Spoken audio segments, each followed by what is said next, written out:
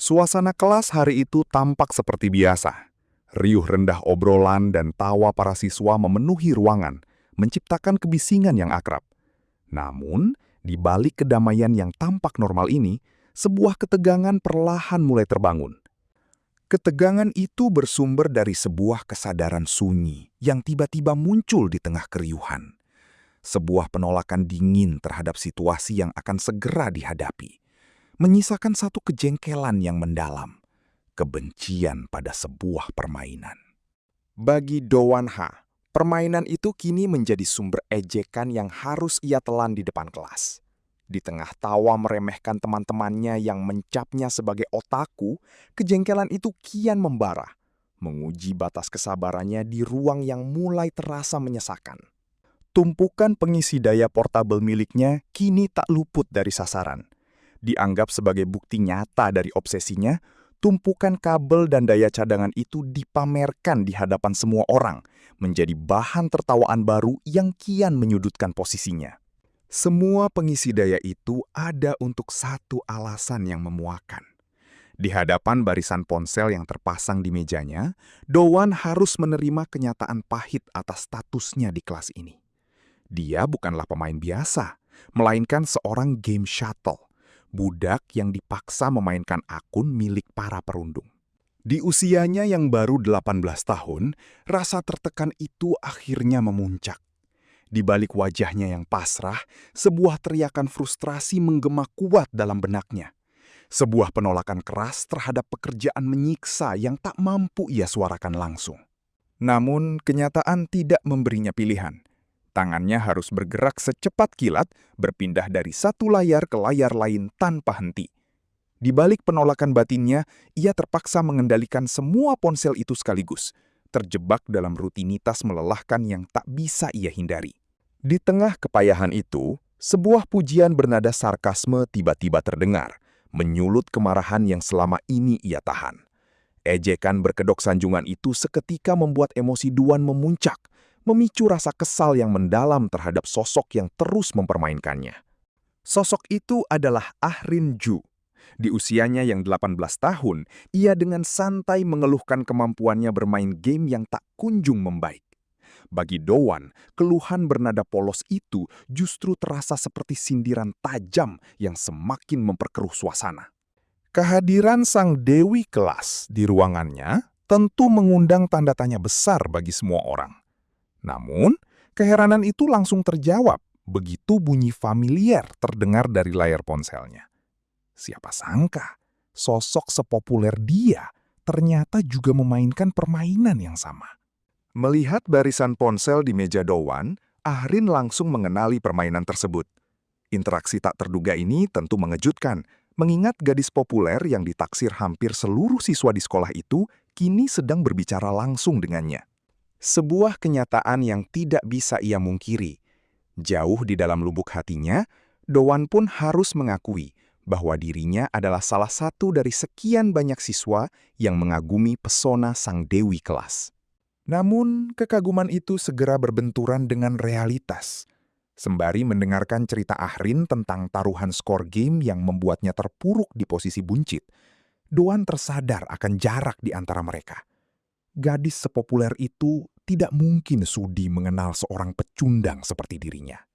Namun, celah kecil ini justru memicu keberanian yang tak terduga. Sambil menahan gugup, Doan mencoba menawarkan sebuah solusi yang mungkin bisa membantu gadis itu. Seketika menarik perhatian Ahrin yang kini menanti kelanjutan kalimatnya dengan penuh rasa ingin tahu. Doan berpikir bahwa jika ia bisa membantu menaikkan skor gadis itu, mungkin pandangan Ahrin terhadap dirinya akan berubah. Sebuah harapan kecil yang tiba-tiba melintasi benaknya, mencoba melawan rasa rendah diri yang selama ini mengungkungnya. Didorong oleh harapan itu, Doan akhirnya memberanikan diri menawarkan bantuan secara langsung. Bagi sosok yang biasa tersisih sepertinya, ini adalah kesempatan luar biasa yang tak pernah ia duga sebelumnya. Sebuah peluang berharga untuk bisa berbicara langsung dengan sang dewi kelas. Namun, tanggapan Ahrin justru di luar dugaan. Dengan halus, ia menolak tawaran tersebut. Merasa sungkan setelah melihat kesibukan Doan yang luar biasa. Baginya, Tantangan dalam permainan itu adalah sesuatu yang ingin ia selesaikan sendiri, atas keinginannya sendiri. Meski tawarannya ditolak, obrolan hangat ini menjadi momen pertama bagi Dowan untuk berbicara sedekat ini dengannya. Berusaha mencairkan suasana, ia melontarkan analogi sederhana tentang permainan hidup. Tak disangka, tanggapan santai Ahrin yang diiringi tawa kecil seketika membuat Dowan tertegun tak percaya. Seketika, harapan baru muncul di benak Dowan bahwa mereka mungkin bisa menjadi dekat. Dengan penuh semangat, ia pun bersiap membagikan beberapa tips bermain. Namun, sebelum penjelasan itu berlanjut, sebuah suara tiba-tiba terdengar menginterupsi momen kebersamaan mereka.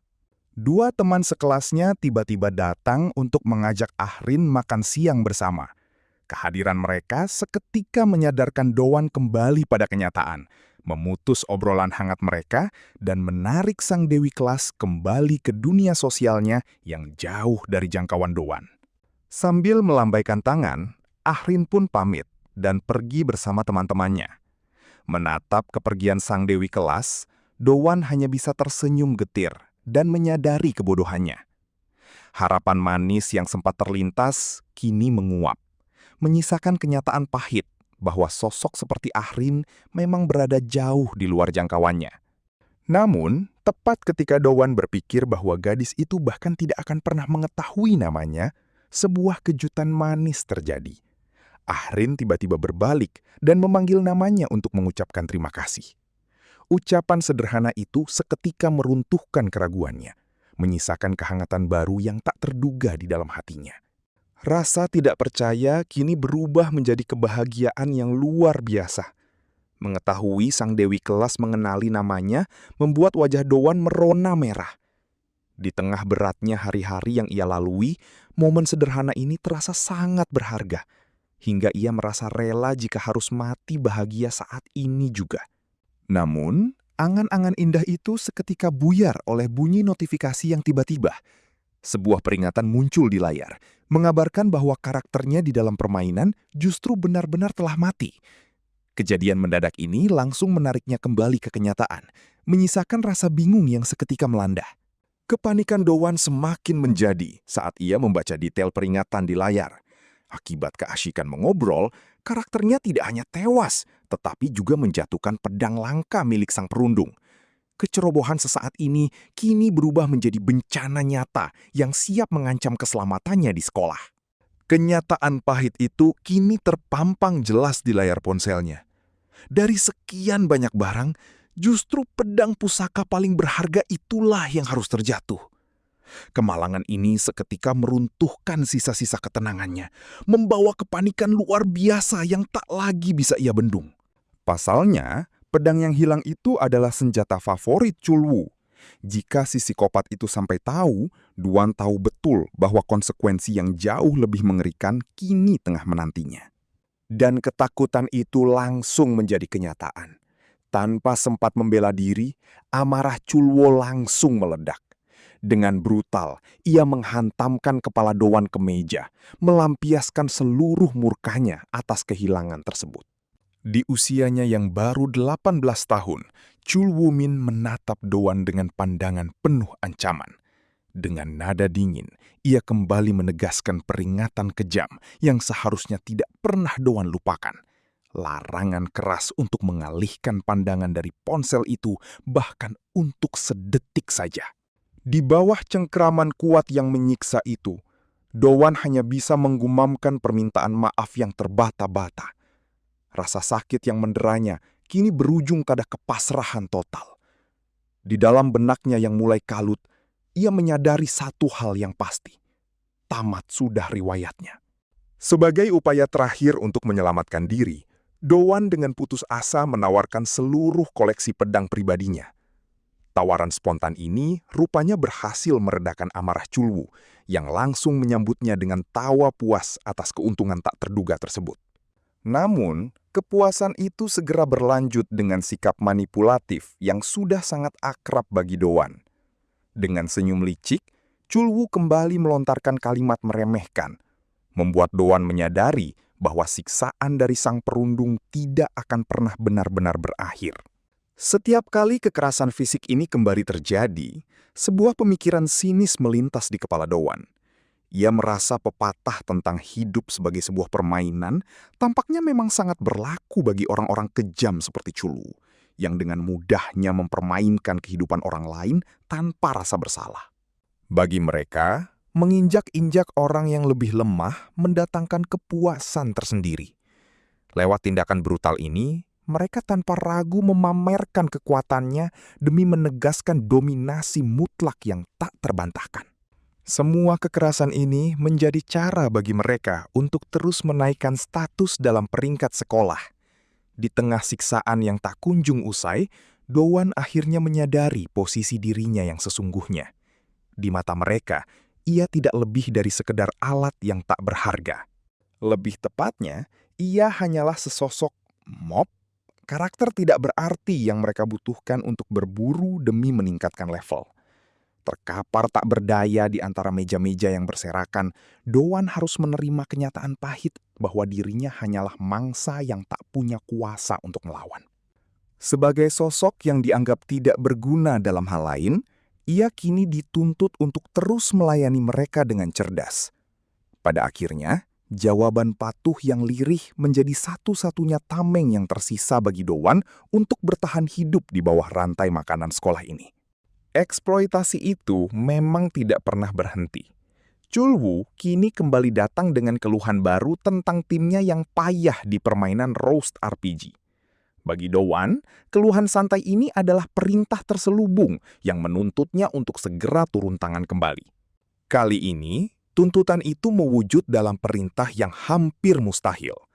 Chulwu memberinya waktu hanya 1 minggu untuk mendapatkan Fire King's Great Sword. Ultimatum mendadak ini seketika membuat Dowan terkejut, menyadari beban berat baru yang kini harus ia pikul di bawah ancaman. Menatap sang perundung dengan wajah lebam, Dowan tidak mampu menyembunyikan rasa tidak percayanya. Mendapatkan perlengkapan kelas legendaris hanya dalam waktu seminggu adalah hal yang mustahil baginya. Tuntutan tidak masuk akal ini benar-benar memojokkan dirinya, yang kini tidak lagi memiliki jalan keluar. Situasi kian memburuk saat Chulwu menyadari alasan sebenarnya di balik kecerobohan Dowan. Tuduhan bahwa ia teralih karena berbicara dengan Ahrinjo membuat Dowan tak berkutik, sementara rona merah di wajahnya yang lebam justru menjadi bahan ejekan baru bagi sang perundung. Tak berhenti di sana, Chulwu memanfaatkan situasi ini untuk menekan Dowan lebih jauh. Dengan senyum licik, ia memberikan ancaman baru sebagai bentuk motivasi paksa, menetapkan tenggat waktu hingga minggu pertama liburan musim panas, dengan konsekuensi yang jauh lebih mengerikan. Konsekuensi itu berupa kehinaan mutlak yang tak pernah ia bayangkan. Chulwu berbisik kejam bahwa ia akan menelanjangi dan menghajar Dowan tepat di hadapan Ahrinjo jika ia gagal. Ancaman brutal ini seketika membuat Dowan membeku ketakutan. Diiringi suara tawa yang meledak di sekitarnya, Dowan hanya bisa tertegun dengan tatapan kosong. Keputusasaan kini menguasai dirinya sepenuhnya. Menyadari bahwa martabat dan harga dirinya berada di ujung tanduk tanpa ada satupun orang yang bisa menolongnya. Sementara dirinya hancur, Chulwu dan kelompoknya melenggang pergi begitu saja, sambil membicarakan rencana liburan dengan santai. Kontras yang kejam ini seketika mengubah keputusasaan Dowan menjadi amarah yang membara, menyisakan satu umpatan penuh kebencian yang membuncah di dalam dadanya. Kini, di tengah keheningan kelas yang ditinggalkan, Dowan hanya bisa terduduk lemas di lantai. Sembari menatap layar ponsel di hadapannya, ia menyadari bahwa tidak ada jalan untuk lari.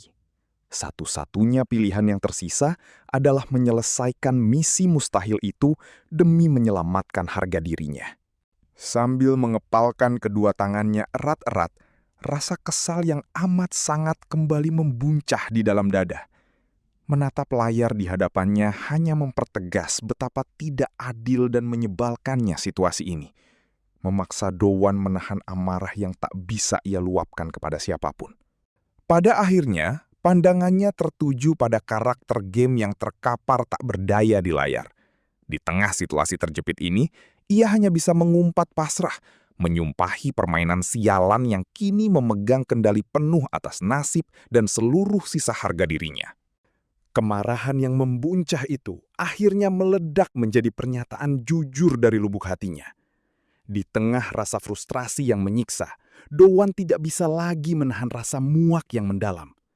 Ia benar-benar membenci permainan sialan ini, sumber penderitaan yang telah menjungkir balikkan hidupnya.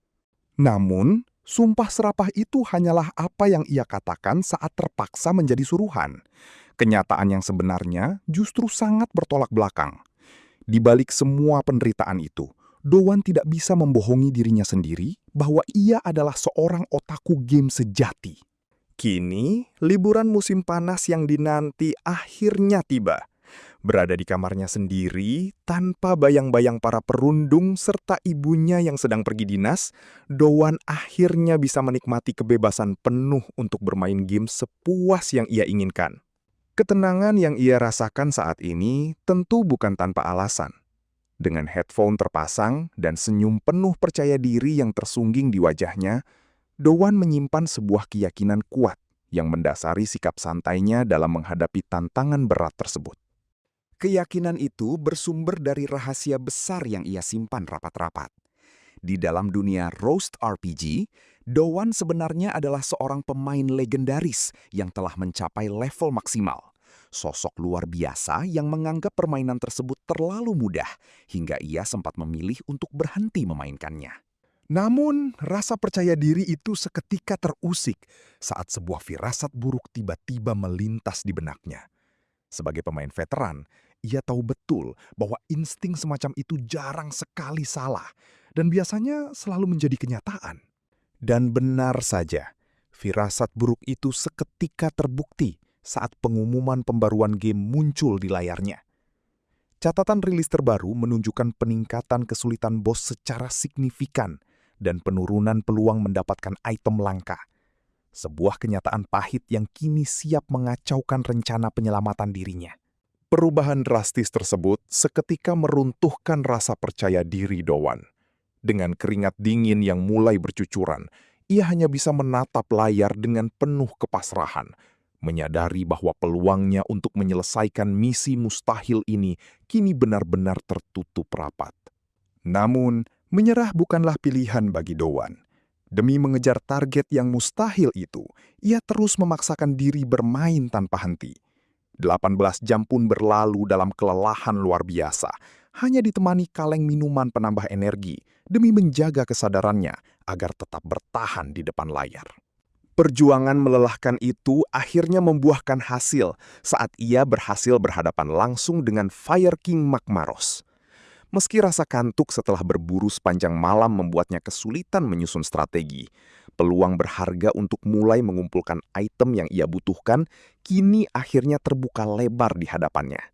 Namun, perjuangan itu tidak berhenti di sana. Waktu terus bergulir hingga 37 jam berlalu tanpa jeda. Dikelilingi tumpukan kaleng minuman energi dan mie instan yang telah kosong, Doan terus memaksakan batas kemampuannya demi menuntaskan misi hidup dan mati ini. Namun, setelah perjuangan panjang yang menguras tenaga itu, kenyataan pahit kembali menghampirinya. Alih-alih mendapatkan pedang legendaris yang ia butuhkan, layar justru menampilkan senjata biasa yang tidak berguna. Hasil rampasan yang mengecewakan ini seketika membuat seluruh usaha kerasnya terasa sia-sia. Kemarahan Doan pun akhirnya meledak. Ia benar-benar tidak habis pikir dengan logika sistem permainan ini. Baginya, peningkatan tingkat kesulitan seharusnya membuat peluang mendapatkan item langka ikut meningkat, bukannya malah diturunkan secara tidak masuk akal. Kesadaran itu tiba-tiba muncul saat ia melihat menu toko di dalam game. Alasan dibalik semua ketidakadilan ini akhirnya terjawab dengan jelas.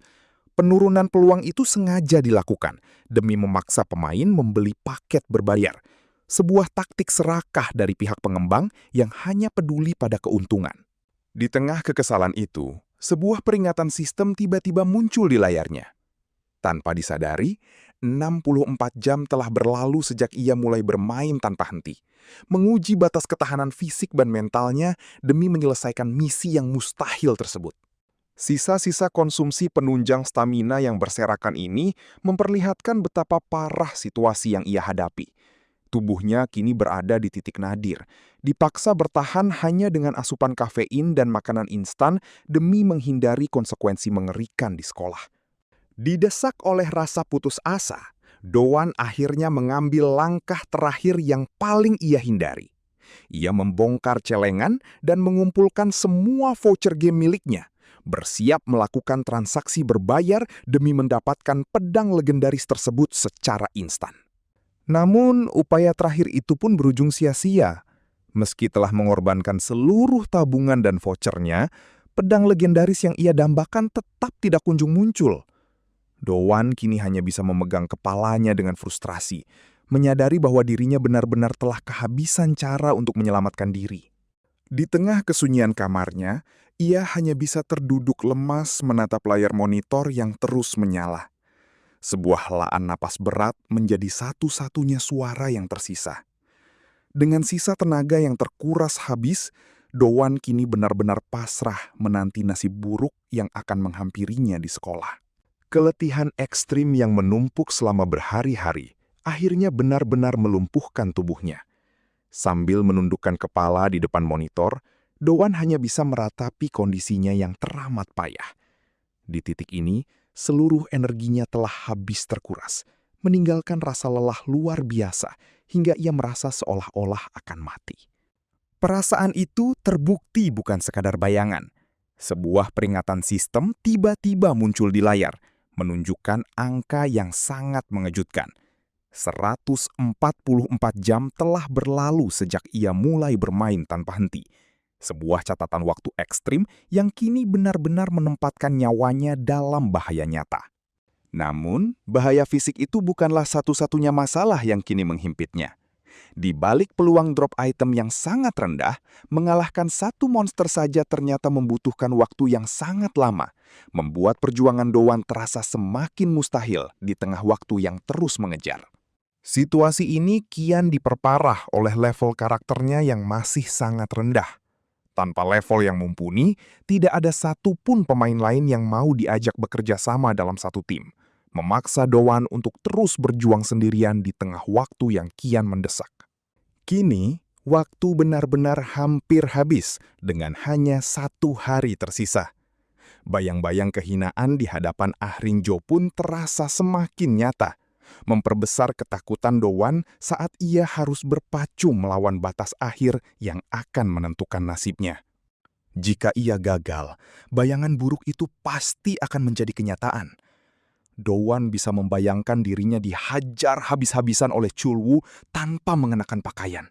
Sementara Ahrin menyaksikan seluruh kehinaan itu dengan tatapan ngeri.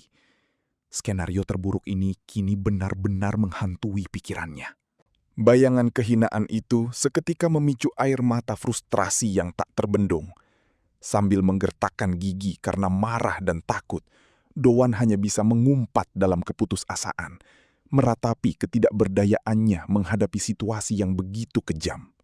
Seolah belum cukup, situasi kini kian mencekik saat ia menyadari durasi paket peningkatan drop item yang dibelinya hampir habis. Dengan sisa waktu hanya 8 menit, kesempatan terakhirnya untuk mendapatkan pedang tersebut kini benar-benar berada di ujung tanduk. Tepat di sisa waktu yang krusial itu, sosok bos raksasa berlumuran api kini bangkit menghadangnya. Menatap kekuatannya yang begitu mengintimidasi, Doan langsung tersadar bahwa mengalahkan makhluk mengerikan ini dalam waktu singkat sekarang benar-benar menjadi hal yang mustahil. Namun, tepat saat ia berpikir bahwa semua usahanya akan berakhir sia-sia, sebuah kejadian tak terduga muncul di layar.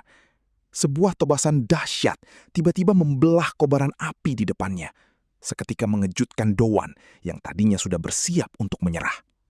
Tebasan dahsyat itu rupanya berasal dari seorang pemain berlevel maksimal dengan nama pengguna yang unik. Doan hanya bisa terperangah saat menyadari bahwa sosok misterius tersebut baru saja menumbangkan bos raksasa Magmaros sendirian hanya dalam 1 kali serangan saja. Di tengah rasa terpana itu, Sang pemain legendaris tiba-tiba berbalik dan bertanya, apakah Doan sedang mencari rekan tim? Pertanyaan tak terduga ini seketika membuat Doan terdiam, tak percaya bahwa sosok sekuat itu kini mengajaknya berbicara langsung. Namun, di tengah kebingungan itu, ada yang berkomentar sinis. Kebetulan, apakah ini tipu muslihat? Atau memang si gila itu sedang merencanakan sesuatu yang buruk? Entah apa maksudnya, Doan dilanda perasaan yang bercampur aduk. Apakah ini sebuah kebetulan belaka? Atau orang gila ini sebenarnya punya rencana yang lebih besar di benaknya? Tolong! Teriakan bantuan menggema di benak seseorang. Entah siapa atau apa yang membutuhkan pertolongan, namun situasinya terlihat sangat genting dan berbahaya. Kesatria putih muncul dengan aura yang mengintimidasi. "Aku memberimu izin untuk menemaniku," katanya. Sementara yang lain berterima kasih dengan lesu dan berseru, "Aku selamat!" Kamar Doan sunyi senyap. Lampu meja menerangi bingkai foto di atas meja belajarnya, mengingatkan akan sesuatu yang terlewatkan. Doan mendapat notifikasi sistem. Hadiah dari bantuan itu ternyata adalah Fire King's Greatsword. Akhirnya, Doan mendapatkan senjata yang sangat sulit didapatkan itu. Oh, dan 2 buah. Doan terkejut mendapati bahwa dia mendapatkan 2 Fire King's Greatsword. Bukan Raja Api, tapi Dewa Api. Fire God's Greatsword, senjata level dewa. Level 200, tier 3, khusus untuk warrior. Seminggu, usahanya tidak sia-sia. Berapa banyak yang akan Doan dapatkan jika menjual kedua item ini? Cahaya menyilaukan memancar dari kesatria putih, diikuti suara menggelegar. Kekuatan besar dilepaskan, membuat siapapun bergidik. "Hei, Yang Mulia! Jangan serakah!" Suara misterius bergema di benak Doan. Siapakah gerangan yang memperingatkannya? "Hei, Yang Mulia, ambil ini. Aku telah berburu selama ini untuk mendapatkan ini." Dia menyukainya. Sekarang aku bisa bersantai. Sekarang karena aku santai, mataku terasa berat. Oke, musim libur panas telah berakhir. Doan akan memejamkan mata sebentar sebelum berangkat ke sekolah. Lah, Doan terkejut. Apa yang baru saja terjadi padanya? Apakah dia baru saja terpental? Apa? Apa yang sebenarnya terjadi? Doan sangat terkejut. Apakah dia baru saja terbangun di tempat yang berbeda? Kurang tidur dan nutrisi, kelebihan kafein selama seminggu penuh, membawa malapetaka, korban berjatuhan, dan tubuhnya tiba-tiba tenggelam dalam game. Inikah? Pandangan Doan menunjukkan kebingungan dan kejutan, seolah-olah baru menyadari sesuatu yang penting. Kematian. Kelebihan bermain game menuntun pada kematian. "Ibu, maafkan aku karena pergi duluan. Jangan terlalu terkejut saat kau pulang ke rumah." Apa aku mati karena jadi game shuttle? Bodoh sekali. Sungguh bodoh hingga aku mati karena game. Aku tidak sekarat karena main game, pikir Doan dalam hati, menyangkal kenyataan yang seolah tak terhindarkan. Aku ingin hidup seperti di dalam game, tapi kenyataan tidak seindah itu. Doan menyadari betapa ironisnya hidupnya, terjebak antara dunia nyata dan dunia virtual. Benar juga. Chul Wumin, dasar brengsek. Aku akan mengutukmu meski mati. Jika aku tahu ini akan terjadi, aku akan menulis keinginan. Tapi, apa aku benar-benar mati? Kenapa pikiranku tidak berhenti? Kelas pemain akan ditentukan setelah menganalisa kepribadian dan pola hidup. Jendela apa ini? Analisa selesai. Anda di kelas biasa, tanpa kekuatan game shuttle. Tanpa kekuatan apa? Event quest generated. Akankah aku menerima ini? Lalu, kata terima terkonfirmasi dalam pikiranku, dan aku menerimanya. Tempat ini. Kelas.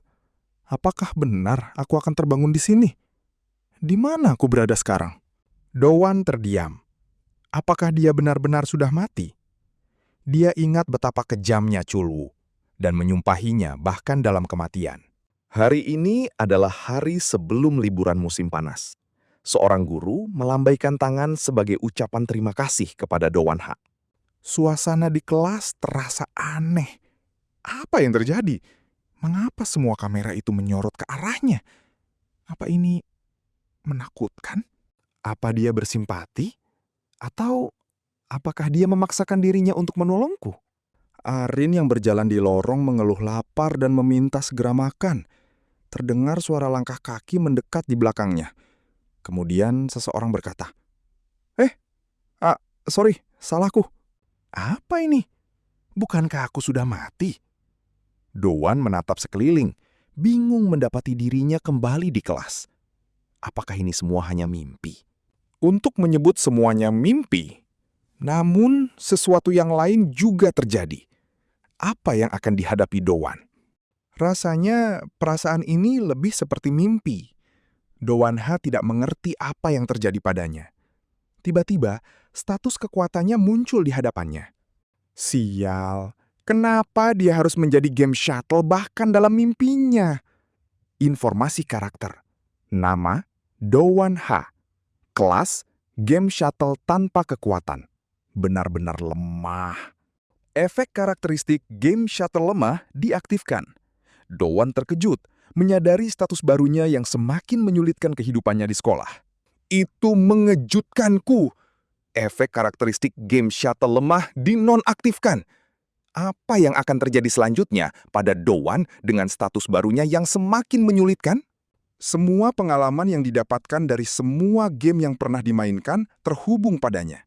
Jika itu benar, itu berarti semua pengalaman yang didapatkannya di setiap game. Semua pengalaman yang didapatkan dari semua game terhubung dengan Dowan. Jika benar, ini berarti setiap pengalaman yang didapatkan dalam setiap game, jika dimasukkan, maka akan sangat besar. Menghitung EXP. Inilah aturan dalam game. Dowan Ha, dasar sialan! Chulwu Min membentak, lalu menghantamkan kepala Dowan lebih keras lagi. Murka Chulwu tak terkendali. Chulwu Min mengingatkan Dowan untuk tidak pernah mengalihkan pandangannya dari ponsel. Walau sedetik saja. Benar! Inilah awal dari segalanya. Karena dirimu. Apa kau tahu apa yang telah kulalui karenamu? Chulwu Min menatap Dowan Ha dengan penuh intimidasi. Kenapa kau melihatku seperti itu? Ucapnya dengan nada mengancam. Tapi kenapa dia terlihat lebih marah dari yang kuingat? Katakan padaku, apa maksud tatapan itu? Chulwu, tidak seperti itu. Benar, pukul saja aku. Pukul aku. Itu cuma mimpi. Itu takkan sakit, bahkan jika aku terpukul. Kata Dowan pasrah saat Chulwu melayangkan tinjunya. Chulwu kembali menyerang Dowan hingga berdarah. Kok sakit? Tanya Dowan kebingungan, mencoba memahami apa yang terjadi. Apa ini bukan mimpi? Apakah semua pengalaman dalam game itu hanya mimpi? Atau semua kekejaman yang dilakukan Chulwu Min hanya fata morgana? Korban jatuh dan tubuhnya tiba-tiba tenggelam dalam game. Kini, Dowan diserang dengan brutal oleh Chulwu dan kepalanya terbentur ke meja. Chulwu kembali menyerang Dowan. Tatapannya penuh amarah. Pukulan demi pukulan menghantam Dowan tanpa ampun. Sejumlah anak buahnya menyaksikan. Dengan brutal, Chulwu kembali menghantamkan kepala Dowan ke meja. Dowan hanya bisa pasrah merasakan sakit yang tak tertahankan. Chulwu Min sangat murka. Kau akan kuhajar sampai marahku hilang hari ini. Sial, aku jadi lebih marah semakin aku memikirkannya. Sampai kapan semua ini akan berakhir? Rasanya Dowan sudah tidak tahan lagi. Ia merasa akan mati sebelum semua siksaan ini usai. Tiba-tiba Ah Rinjo datang dan berkata, Dowan, aku mau mengambil ponselku. Dowan menatapnya dengan terkejut. Ah Rinjo terkejut dan panik dengan apa yang sedang terjadi. Apa yang sedang terjadi dengan Doan? Arin? Mengapa dia terlihat seperti itu? Sebuah tinju teracung ke arahnya, seolah pertanda akan sesuatu yang buruk. Dengan brutal, sebuah tinju mengenai wajah Doan hingga darah muncrat. Segala amarah dan frustrasi Chul Woo Min memuncak. Dengan brutal, Chul Woo menghantamkan Doan ke meja sekali lagi. Kali ini lebih keras dari sebelumnya, sampai-sampai meja dan kursi ikut berantakan. Jangan main lemah dan berdirilah, brengsek. Chul Woo mencengkeram dasi Doan. Ekspresi murka terlihat jelas di wajahnya, melampiaskan emosi pada korban yang tak berdaya. Perasaan dihajar di depan gadis yang kusuka lebih buruk dari yang kubayangkan. Hei, Chul Woo Min! Doan dipukuli dengan brutal oleh Chul Woo. Arin berusaha menghentikannya. Apa yang kau lakukan? Hentikan! Teriaknya. Chul Woo benar-benar sudah hilang kendali.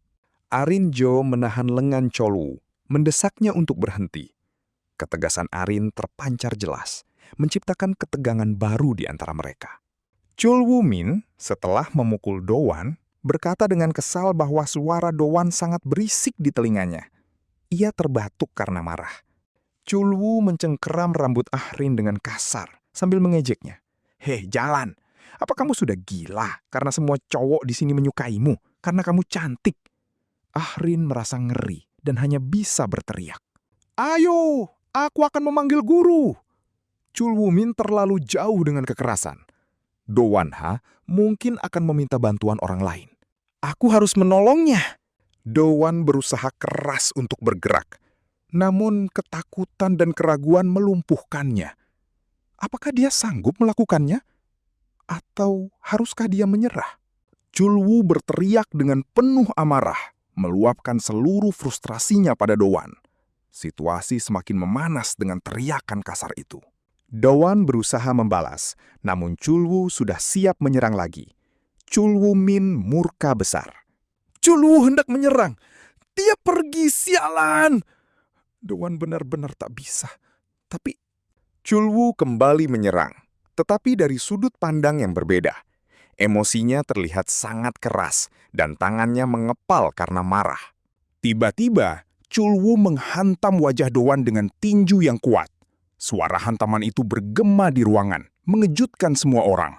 Bahkan jika aku melakukan perlawanan, itu tetap saja tidak akan berhasil.